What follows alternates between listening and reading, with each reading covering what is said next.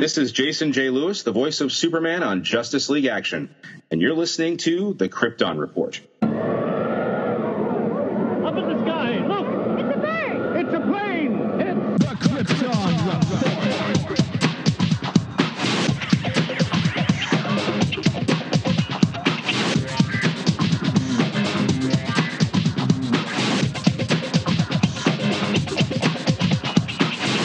Welcome to the Krypton Report Podcast, presented by the Southgate Media Group.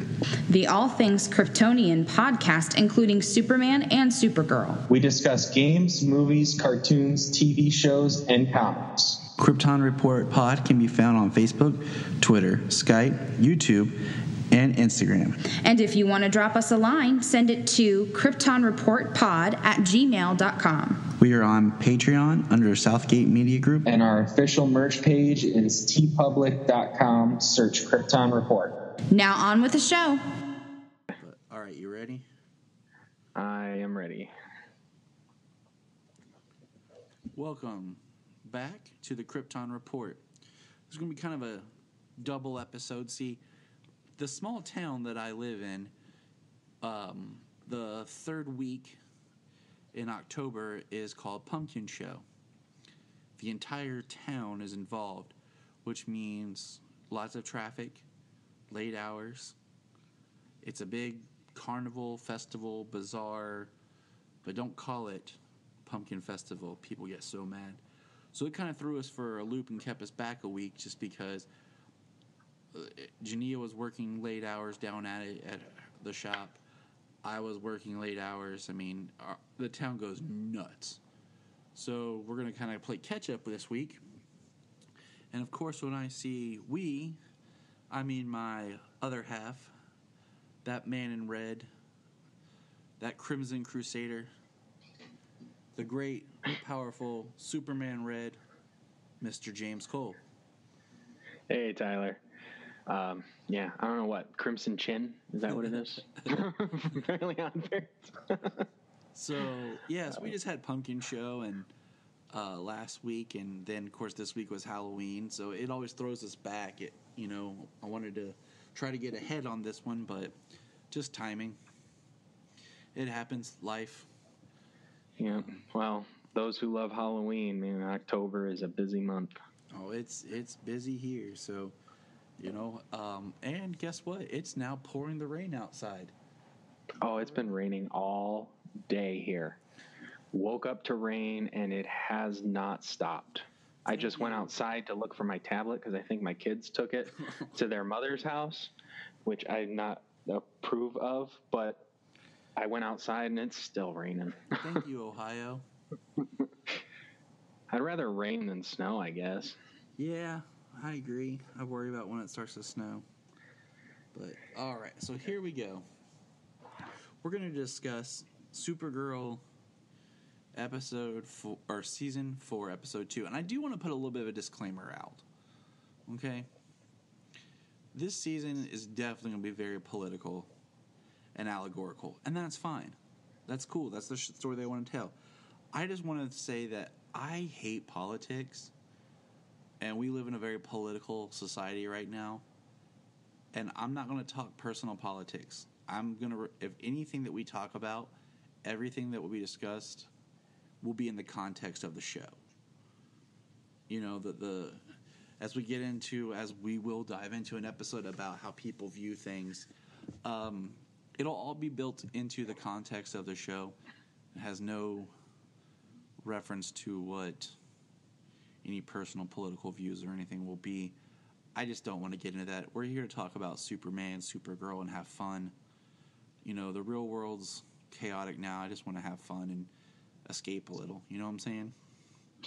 Oh, absolutely. I mean, everybody's been, for as long as I can remember, everybody's always been so divided. It's always like one extreme or the other. There's no middle ground. And it's surprising that it's even gone further to each end. So that's all I got to say about that. Yeah. So I just want to throw that out there because it's not. Who cares what I think? My thoughts are mine. Your thoughts are yours. I just want to have fun and talk Superman and Supergirl. So we're gonna get into Season 4, Episode 2, Fallout. Turn to my handy-dandy notes. And, this definitely noticed in this episode the new intro with how she's talking. And I mean, I like the intro, the voiceovers, but they seem so awkward because it seems like each season they're more and more relaxed. Like, I'm Kara Zor-El. I came to Earth when my planet blew up. Right. Well, this year she calls herself a refugee. Yeah. And, of course, we have new, edits in when they talk about her cousin Superman. Yep, Tyler Hoechlin. In a different, it has the scene of him running down the alley, which was one of my favorites. Gave me chills the first time I saw it, in that special trailer. We get to see the Oval Office, which was kind of a really cool set to see, the Oval Office. And it makes me wonder, because we know that they're phasing out the president, Linda Carter, and they're bringing in the vice president, Tron, basically. Yeah. But we got an amazing shot that definitely was very just classic of when Supergirl catches the American flag that's falling, and she lands and she's standing there holding it. Yeah, all the protesters outside, one side and the other, they start fighting and cause a news van to crash into a flagpole. And, yeah, that Supergirl with the flag posted up. Yeah, it's an iconic image. And, did the protesters give you any BVS flashbacks? A little bit. Alien, Go Home, that kind of stuff. Yep. It's just kind of like, man, this is what we're dealing with, And since we're going to be talking more about, they've always talked a little bit about the aliens being, part of society on Supergirl, and over the past, we saw the alien bar, but we never got a whole lot. Every alien that we met outside, the DEO or Fort Ross, was either a villain or in hiding. And this is really showing us how the aliens have come to Earth. And I guess for me, I'd like a little bit more dialogue maybe about that National City was chosen or something as a safe city to harbor aliens. So you have a high alien population in National City, maybe because of Supergirl, that they're there. And, instead of trying to, show the entire world and all of the U.S. what they're dealing with aliens, it might make it easier to focus on one city as, it's an open city for aliens to come. There's an open invitation or something. Just because of what we'll see later, considering that we've had Kryptonian attack. We've had the Daxamites. We had the Kryptonian witches. You know what I'm saying? So it just kind of makes a little bit more sense for me, so instead of worrying about what the rest of the world is doing with aliens, just to kind of focus with National City because they're welcoming of aliens. Yeah, they have the White House set, so, and the, not this episode, but Kasnia beforehand, and so we know we're gonna go around, but it's with everything that's going on, there's going to be a hard focus on what's happening in National City with the cast and with who's involved. I do like that. It seems like we get a couple new shots, different angles of Catco, which was cool. It was really quick. It was just refreshing for me. But we got some history about Mercy, and this was cool. Is how Mercy and Lena have a history, because Mercy was Lex's number one, but Mercy kind of took Lena under her wing. Yeah, big sister.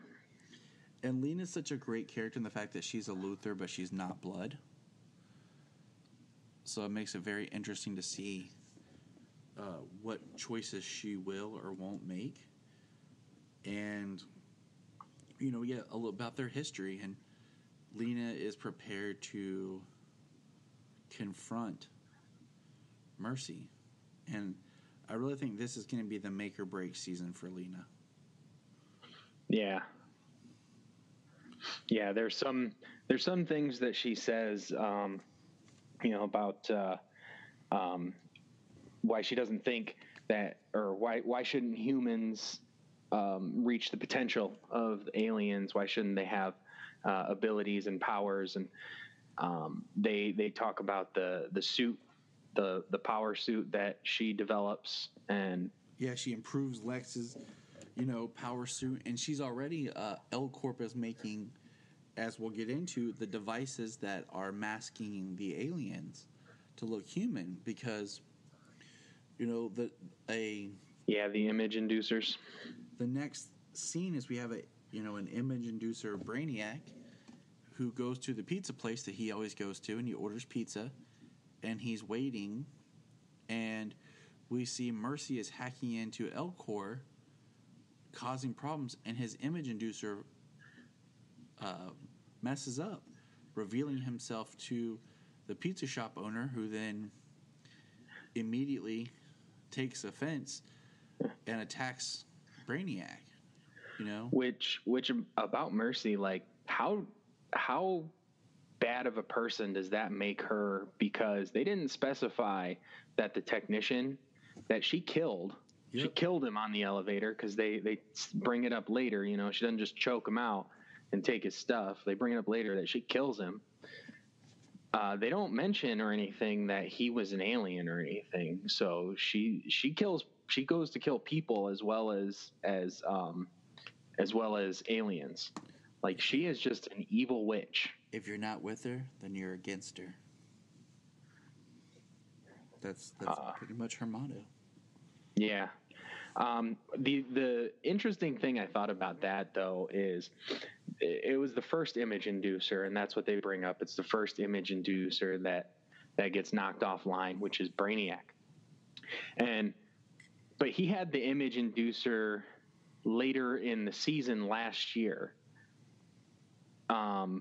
It was the first instance of an image inducer, and when was the person to guess what it was? Like, so they didn't bring it up. Did the DEO and L-Corp kind of commission this image inducer thing, and that's why it's hooked into the system? Yeah, I mean, it's just an interesting thought I had about it. It's interesting. Yeah, I mean, it would be kind of neat if we saw like other scenes of other aliens having problems with theirs, because we only experienced it through Brainy. Yeah, they did bring it. They did say it was the first one that went offline, which would be him. And either way, to think about it, it was a very good scene when his does go offline. Instantly, they just hate him. All the employees come out and try to attack him, and then you get Mia in there standing up for him.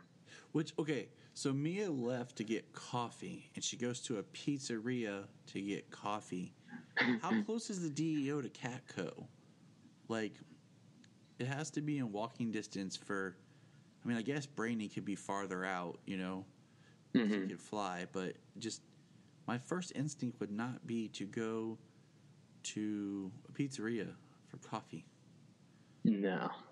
From the way they made it sound in previous episodes and seasons, there would be like coffee right downstairs in the building at Catco.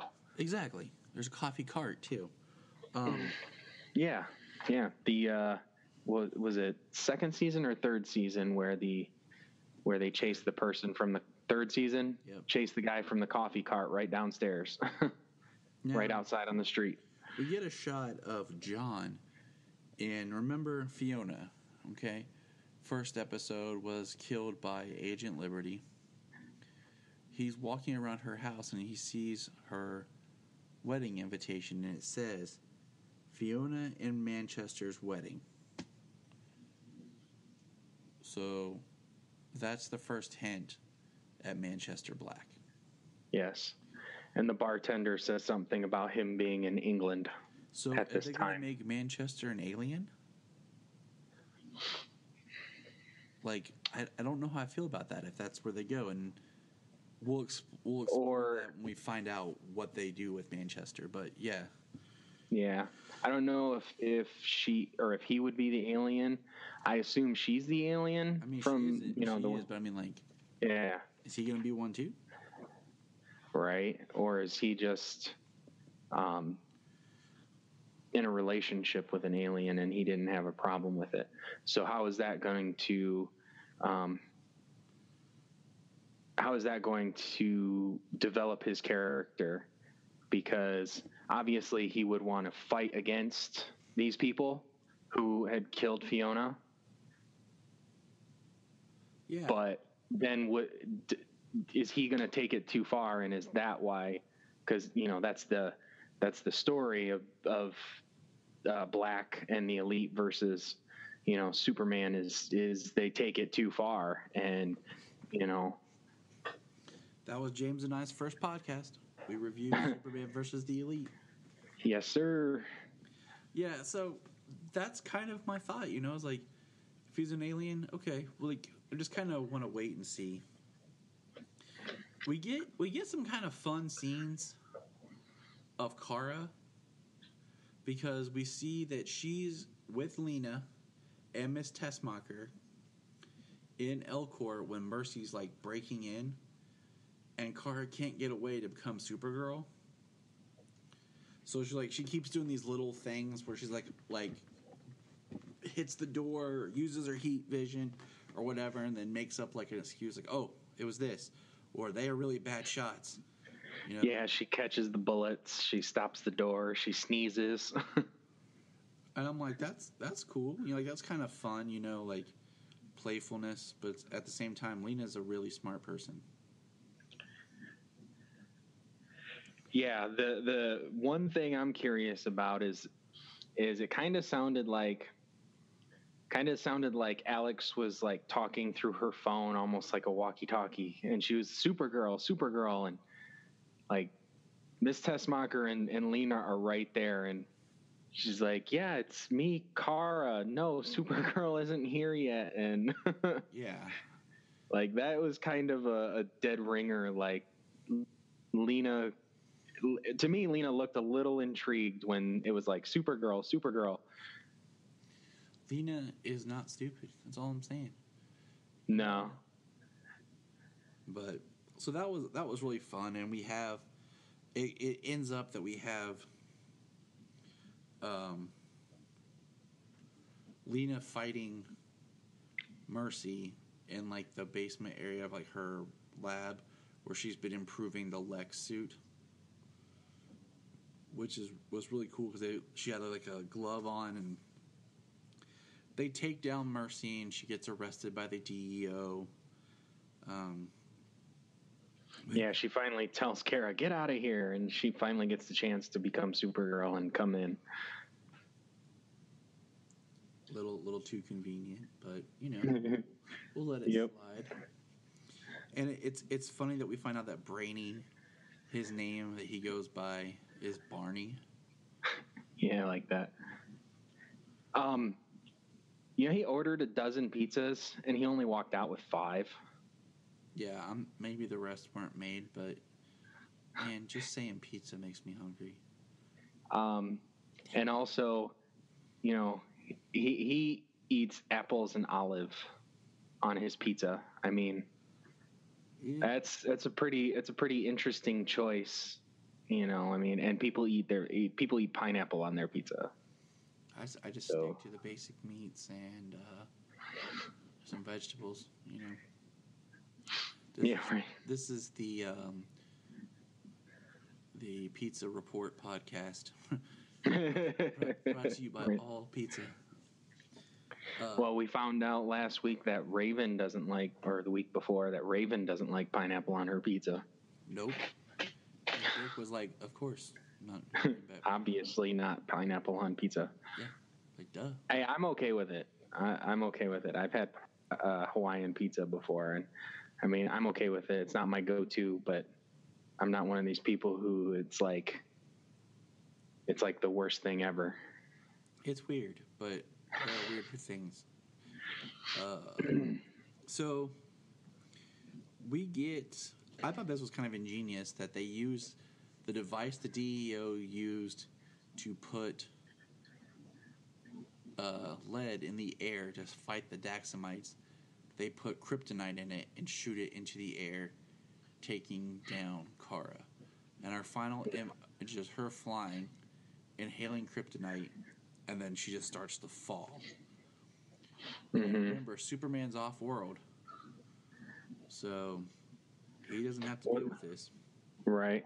Well, wasn't that the original intention of the device, was to put kryptonite particulates in the air, and they adjusted it to do the lead particulates in the air? I want to say yes, but I don't remember. That was second season, so it's a little far back. Whole year. Yeah, I mean, lots happened, and I haven't got to re-watch Supergirl straight through like I'd like to as much. I've just been busy, 2 kids, life. Mm-hmm. So the only episodes of season 2 I've gotten to rewatch is the Superman premiere and exactly the premiere and the second episode with Superman in it. Yep. Same. Yep. Same. But that was Fallout. I thought it was strong. It was a good, continuation of where we left off. It's setting the stage with showing us for lack of a better term, the racial climate against aliens. Yeah, the xenophobia.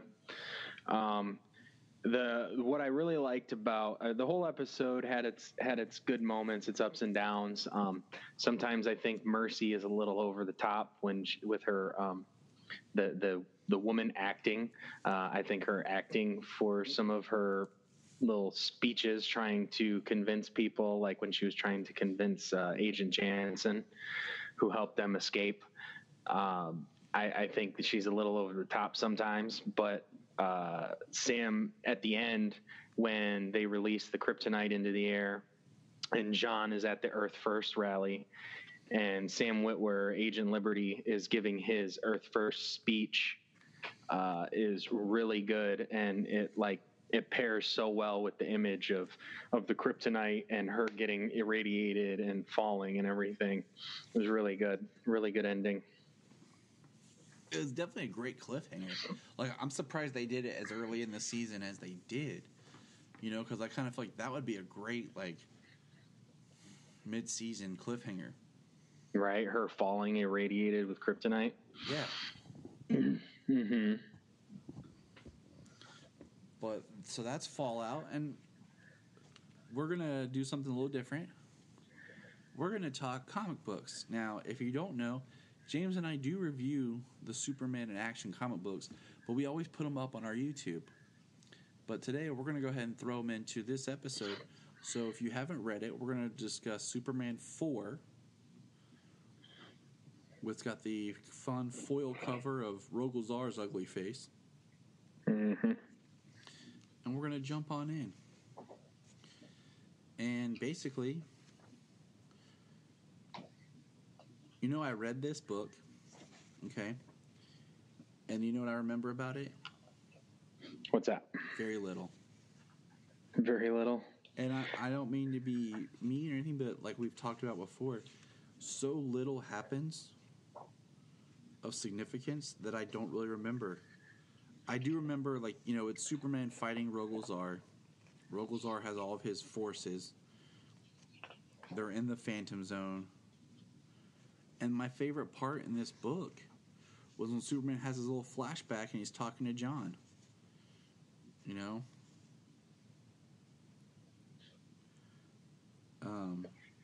Yeah, that was really good. I mean, heavy on the action, the art for the action is spectacular.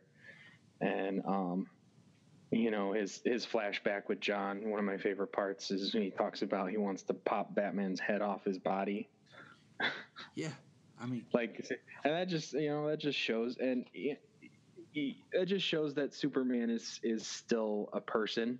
You know what I mean? He still gets angry. Obviously, he has to think about it more.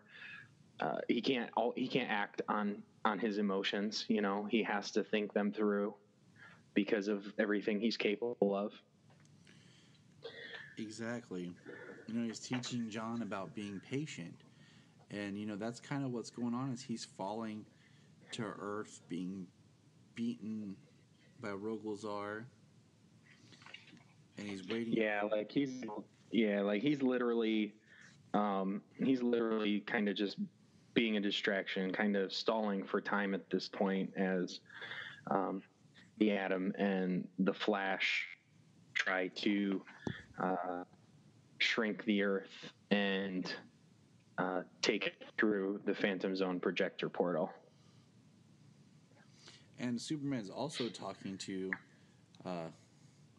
Daxter to explain to him what Rogolzar had told him about Krypton and why is he helping him. And, you know, like you said, heavy on the action.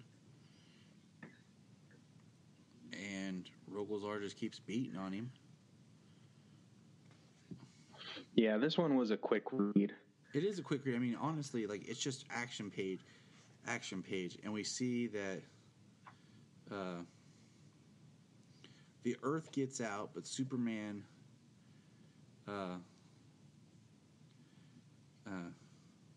is in the Phantom Zone with just him and Rogolzar now. And Rogolzar states, "And now you're trapped with me." And Superman says, "The thing is, I don't mind being stuck here. I've been in far worse places." Rogolzar says, "No Krypton. You have not." That doesn't make a whole lot of sense, but... Yeah, I think that's a typo. It might have supposed to maybe Kryptonian. Yeah. I had to reread that. I had to look at it a couple of times when I first read it. The last page is Adam Strange up there. You know, he's saying, "I need to report a missing planet, the Earth, Terra, and then it says, next. So, I mean, it was good. Like, it was just a quick read. I mean, my biggest favorite part is Superman and John talking, as Superman's basically just stalling and being patient and making time. Yeah, it's a small step up from the... Also, side note, inside the printed book, on the last page, is Supergirl advertisement for the series. And it says, "A force against fear," and there's like red around her. I wouldn't mind them doing the Rage of the Red Lanterns with Supergirl. That could be a fun story arc. Yeah. That might, I don't know. I wonder if that, I've seen that image, and that's the image that they have up on the CW app for Supergirl as well. Mm-hmm. I wonder if it's more of the Red Daughter aspect of it, as they're kind of referring to the other Supergirl as the Red Daughter. Yeah, I mean, it's very much possible. I mean, we haven't seen her in, spoiler, 2 episodes now. But, all right. Yeah. Now we're going to jump to Superman in Action Comics 1004. And it's called Invisible Mafia Part 4. And continuing its tradition, we open the first page is a computer desk area, and this time it's Lois Lane's. Mm-hmm. We have some cool... I love the opening line that's on her. Like, if you look at what she's typing, her story. Yeah, I read that. Regardless of political affliction, truth no longer stands as a universal concept everyone agrees on. Justice often only serves some, not all our citizens, as the nightly news shows day after day. And then you can continue on. But I just think that's really deep and really important with what she's saying. If you also look on her little notepad, it says Jurgen's case files, Byrne, Bendis, Man of Steel, Swan. So just kind of some fun stuff, you know. Yes, comparison, Byrne, Bendis, Man of Steel, question mark. let's see. Her phone says text from Snapper Card. And then we're in the Daily Planet, and Clark's walking around looking good, talking to Perry about Red Cloud, and Perry keeps saying, "You mean Red Tornado?" He's like, "No, they said a red cloud." He's like, "Are you sure?" I don't know what to make of Perry. Sometimes, I mean, I just don't know how they're doing Perry, but I guess that's Perry. Like, where he stands is very neutral on everything, it seems. Right. You know, everyone says, "Oh, Clark, you're looking better." And then Perry, Well, kind of what's nice about what's kind of nice about that, I think Perry being really neutral about everything is that line about truth from the first page, you know. And how often do we see nowadays with internet articles where it's just random nonsense? Like, it doesn't even have to be factual to be printed or posted or anything like that. So it's kind of nice. Like, he wants truth. He wants the full story. He wants it, you know, with references and with facts, and, you know, he wants the truth. What we so long for. Yes. And it's sad. You know, we see Clark get pulled into Perry's office and the gossip columnist holds up a tablet that shows Lois Lane and Lex Luthor in an apartment and says, "Any comment?" And Perry basically shushes her out. And, you know, then Perry asks Clark, like, what's going on?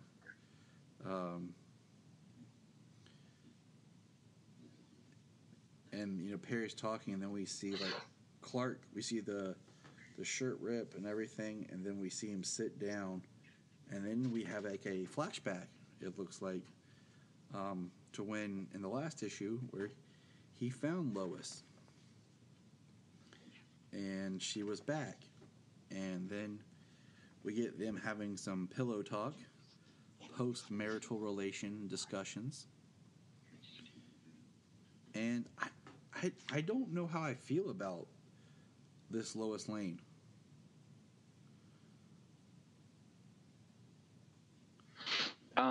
I had some thoughts about that, like some questions. You know, what is she doing? What is she, like, getting at?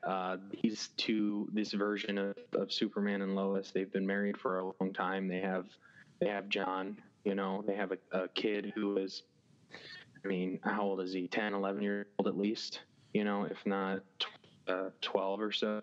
Mm-hmm.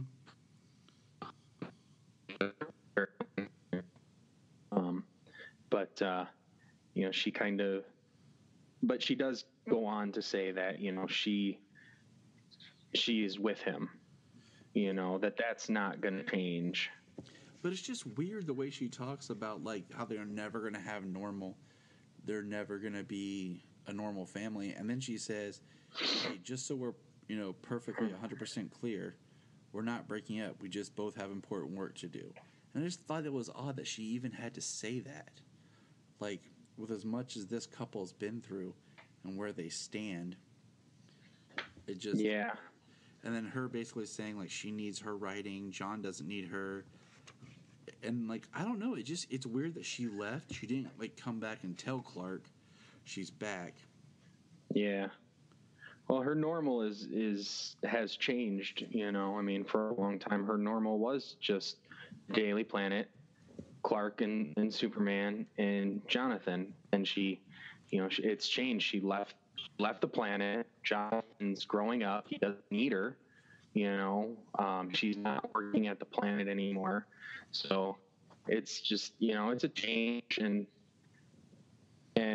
I think they boiled it down pretty good when she said that it's, you know, I just have to do what I have to do, and you have to do what you have to do. But we're we are still together, and that's not going to change. You mean you're right? I don't know. It just feels weird. Yeah, it wasn't what I expected either. Reading it and them having their conversation. I just feel like, I don't know, anymore. I just feel like with each Superman book that comes out, and I like, what do you call it, action more. Mm-hmm. But I feel like with each book that gets released, I'm getting less and less interested in reading it than I was before. During that the Rebirth era, like, I loved everything. I was so excited to read every book that hit. And, I mean, anymore, I just feel like, I don't know, like, you're taking everything that I was loving about where the character was and what was going on, and it's just slowly coming undone.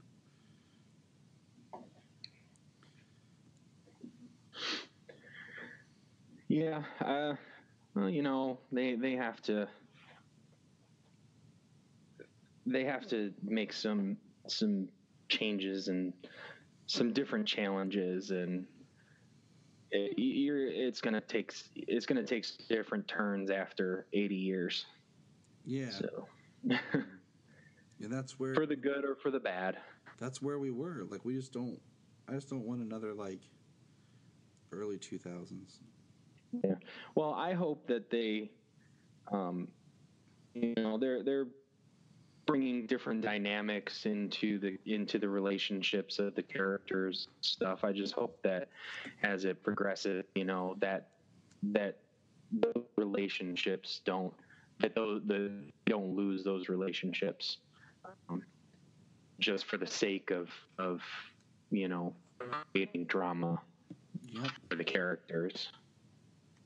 Because that's a strong thing with the relationship with the characters is their relationships with each other. I mean, exactly. I mean, that's what makes the Superman book fun, is the relationships he's built. Like, I love seeing Superman as a dad. So we get a scene of Copperhead attacking the planet after the gossip columnist. Superman swoops in, takes Copperhead to Iron Heights, looks around, makes some jokes, like says hi to everyone that he knows, points to the death of Superman, says, "The good old days." Jimmy says, "I know, right?" And then he looks over at Jimmy, and then Lois makes a comment about her, "My own newspaper." And then Superman comes on the balcony and sees her, and goes back to what you said. They're holding each other in the sky, and she says, "Don't let go. I won't, Clark." So, I mean, it's like they're still working through it. I don't know. It kind of gave me the off feeling, like they're trying to find a way to almost break Lois and Clark up. Yeah, I hope it's not the route that they take. I mean, changing their dynamic, one with John being off-world, who knows what it's going to be like when he returns, and her not being a reporter, being a writer, them having that distance between each other, not being together every day at work and at home, changes up the dynamic. I find the dynamic change okay. I just hope they don't change the relationship, which it seems, don't let go, I won't, Clark. Doesn't seem like they're going to. And then we got next the Red Cloud revealed. So may come to find out who is the Red Cloud. Any thoughts? I don't have any. Well, they gave us a few people in the beginning, and kind of said it was going to be one of these people. So it doesn't seem like it's Robinson Good. I highly doubt it's Lois, unless it's not Lois, but which would kind of explain some of the different interaction, but I don't think it's her. They also gave it could possibly be gossip columnist, and I mean, they haven't done anything with her except for her trying to ambush Clark all the time about his relationship with Lois and what happened. So I don't know who it could be. I just don't think it's Lois or Robinson Good. And there was somebody else. I can't remember who the other person was that they had said it could be. The fire chief lady. Oh, yeah, the fire chief. We haven't seen her in a couple of issues either, so. But could be her. She disappeared, right? Could be. I mean, seriously, it could be. All right. So now we're going to jump back for those following us. So that if you haven't seen the newest episode of Supergirl, you can watch it here and come back to us. But now we're going to discuss Supergirl, Season 4, Episode 3, Man of Steel. Now, was this episode perfectly titled or what? Yeah, it was actually very aptly titled. I was surprised at what it means. And what we're talking about is this episode was great because James and I talked a little bit off mic about this after we saw it. Text messages, which we usually try not to say too much about stuff to hold it for mic, but so many times do we get these villainous plots where we're just told something like, oh, blah blah blah hurt my family, or blah, blah, blah did this, and now I'm mad about this. Blah, blah, blah, blah, blah, okay? Get it. Got it, okay? We got a whole episode. This whole episode tells the story. Yeah, of his history. Of his story since the end of Season 1. Of Agent Liberty. And it's all done in flashbacks, but it shows how he connects to all of our characters. So we start out, at the end, we have a little bit of stuff that's going on now. Because we got to pick up Supergirl's falling, and J'onn J'onzz catches her and takes her to the DEO, and Alex is Alex is checking her out.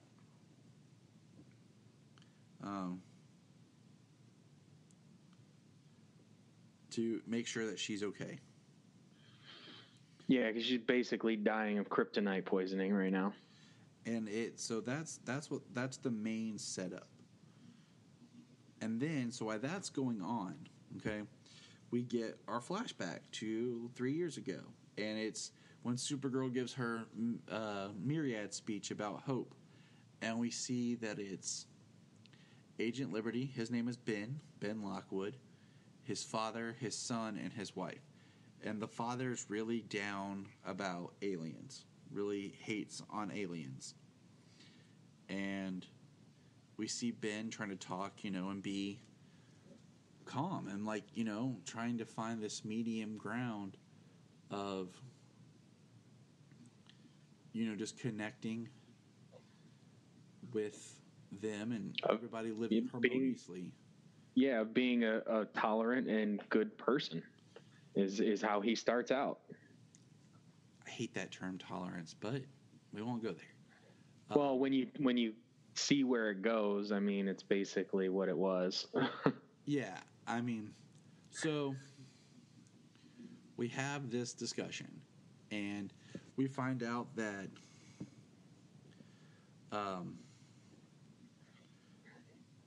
they're receiving nth metal.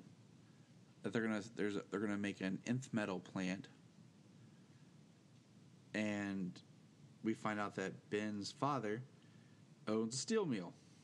That's his Lockwood Family Steel, and we find out that Luthor Corp / L Corp has always purchased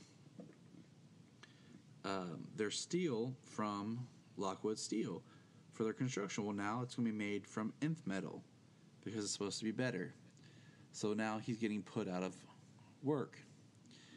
And, Ben is trying to be on the positive. And we see the workers revolt. And there's a truck driver who's an alien leaving the nth metal plant. They attack. And in the chaos, the alien shoots one of its spikes out, hits Ben, who's trying to broker a peace between the two, as the DEO shows up and Supergirl. And then when Ben wakes up, did you get the sense that immediately, like, Alex didn't even listen to what he was saying, like, was already judging him? Yeah, she definitely felt that he was in the middle of it already. That he wasn't there trying to help. That he was involved in the fighting. Yeah, I mean, he woke up and was like, "No, I tried to stop this. I tried to help." And she makes a comment about Supergirl really went easy on him, and I just thought it was interesting that, like, Alex already was, like, putting him down, and he makes a comment about what the FBI is doing there. Like, why is the FBI involved with aliens? Well, then we get a cut. He's a teacher. We find out he's a teacher, and he's talking about progress. And he has a really good speech about when progress happens. I'm paraphrasing. Basically, someone's always going to suffer. When we create something new, it's going to hurt something else. We see that in our life. If we want to think about, we have online ordering and stuff like Amazon and how progressive it is, but we're seeing businesses go out. There's no longer Blockbuster videos or bookstores hardly, or, Toys R Us is gone and stuff like that is disappearing.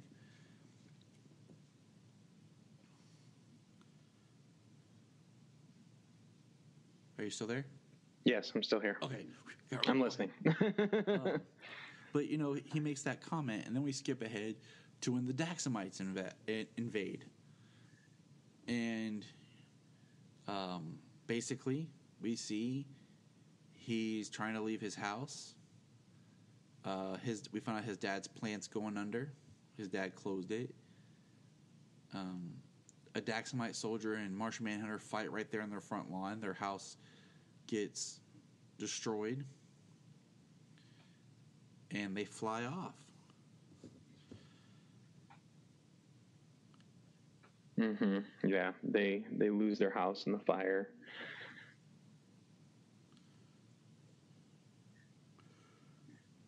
And he's starting to become jaded at this point. Father losing the plant, and then plant shutting down, and then the Daxamite invasion, and then the family losing the house, and then he goes to Catco, to Jimmy to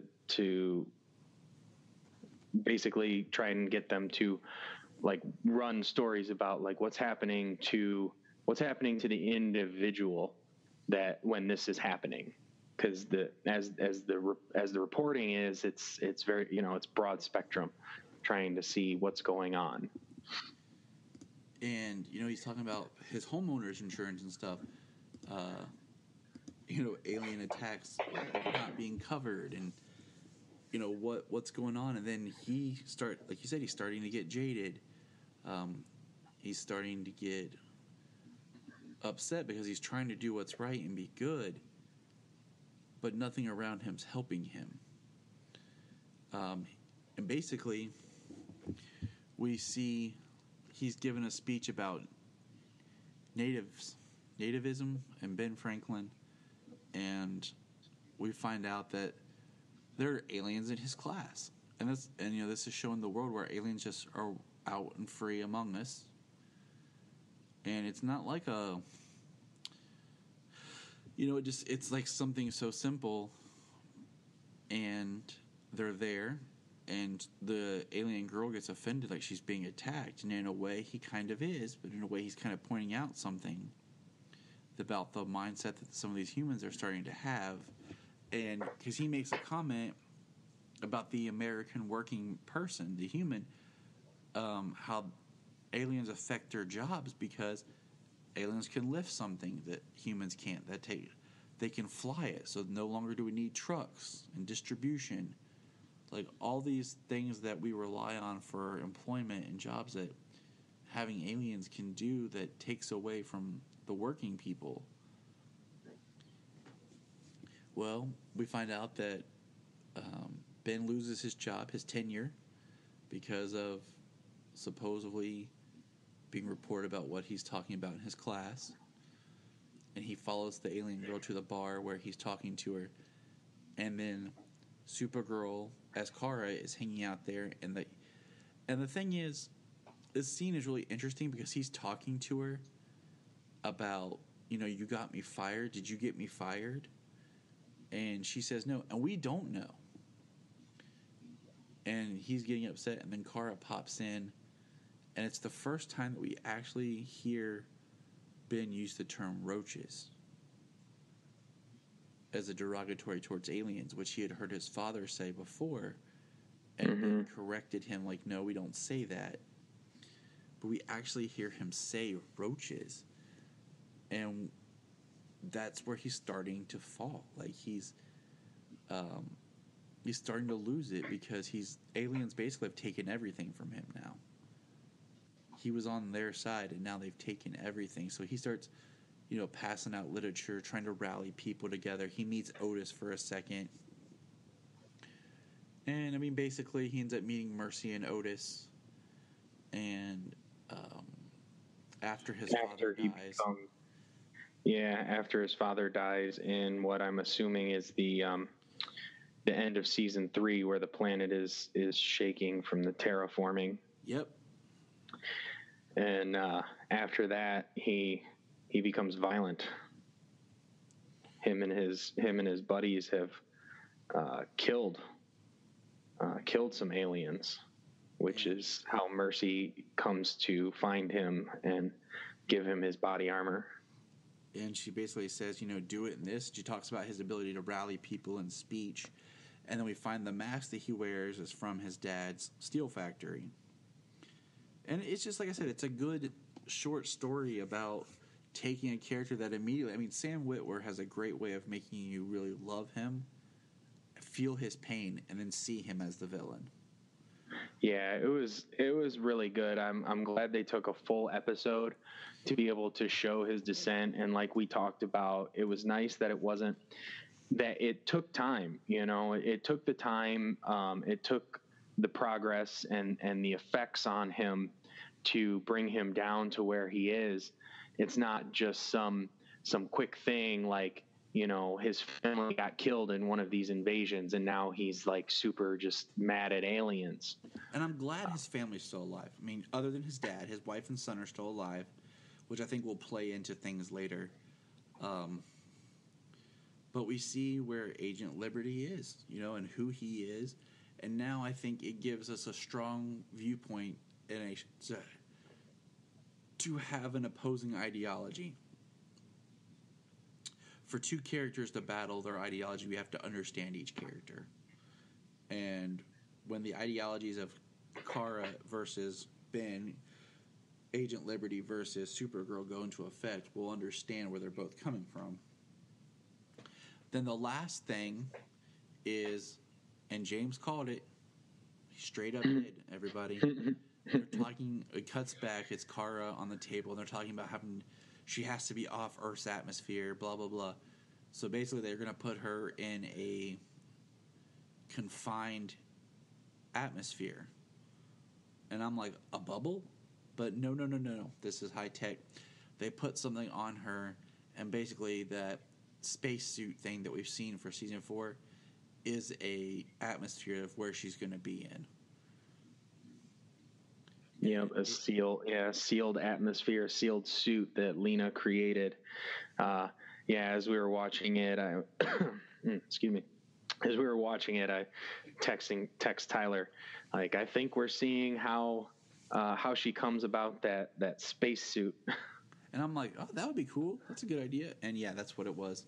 And that's the final shot. It feels so interesting because it feels like this could have been your first episode back after a mid-season, but that's episode 3, Man of Steel. Any final thoughts on anything, James, before we bore everybody with our lengthy discussions and late night ramblings? I really enjoyed Sam Witwer being the focus of the episode. He did a very good job of going from a good person, somebody who believed in peace and cooperation, and equality, to slowly, such a good story, to explain how he goes from being such a good person to actually killing aliens because they took everything from him. Everything from him, everything from his family, and just for the sake of alien equality and for progress, his family was stomped on over and over and over again. Very good story. And he played an amazing job of showing that progress, that descent in one episode. Very well written, very well performed. I couldn't have said it better. Look up in the sky. Look up in the sky. Look up in the sky. You can find us on Instagram, Twitter, Facebook at Krypton Report. You can also email us at kryptonreportpod@gmail.com. If you get a chance to go over to iTunes, please leave us a review to help us get better. If you're an Amazon shopper, just remember you can go to southgatemediagroup.com. There's a portal log into Amazon, and you'll shop into your account just regular, but it also helps keep all the podcasts on and helps keep Southgate running. Remember, look up in the sky.